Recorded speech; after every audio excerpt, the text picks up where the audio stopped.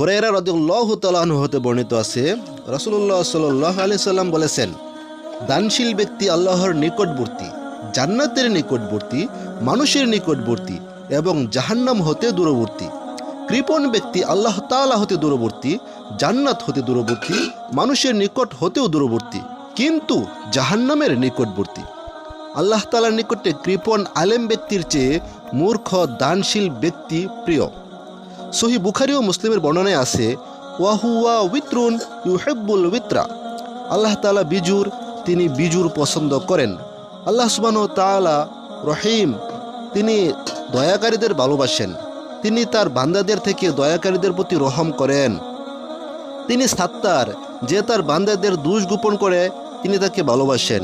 তিনি ক্ষমাশীল, যে তার বান্দাদেরকে ক্ষমা করে তিনি তাকে ভালোবাসেন।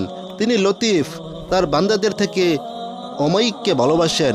কঠোর, নিরস, নির্দয়, নিষ্ঠুরকে ঘৃণা করেন। তিনি কোমল, কোমল আচরণকারীকে ভালোবাসেন। তিনি ধৈর্যশীল, ধৈর্যকে ভালোবাসেন। তিনি ন্যায়পরায়ণ, ন্যায়পরায়ণতাকে ভালোবাসেন। তিনি ন্যায় বিচারক, ন্যায় বিচারককে ভালোবাসেন।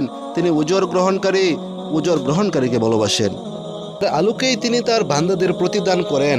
মাফকারীর জন্য মাফ, ক্ষমাকারীর জন্য ক্ষমা, দয়াকারীর জন্য দয়া, রহমকারীর জন্য রহম, এহসানকারীর জন্য এহসান। যে তার বান্দাদের দোষ গোপন করবে তিনি তার দোষ গোপন করবেন। যে তার বান্দাদের দোষ খুঁজবে তিনি তার দোষ খুঁজবেন। যে তার বান্দাদের লাঞ্ছিত করবে তিনি তাকে লাঞ্ছিত করবেন। যে তার বান্দাদের কল্যাণে বাধা দিবে তিনি তার বাধার জবাব দিবেন। যে আল্লাহ তাআলার বিরোধিতা করবে তিনি তার বিরোধিতার জবাব দিবেন। যে ষড়যন্ত্র করবে তিনি তার ষড়যন্ত্রের জবাব দিবেন। যে প্রতারণা করবে তিনি তার প্রতারণার জবাব দিবেন। যে তার সৃষ্টির সাথে যেমন আচরণ করবে তিনি তার সাথে দুনিয়া আখিরাতে হুবহু তেমন আচরণ করবেন। বান্দা আল্লাহ তাআলার সৃষ্টির সাথে যেমন, আল্লাহ তাআলাও সে বান্দার সাথে তেমন।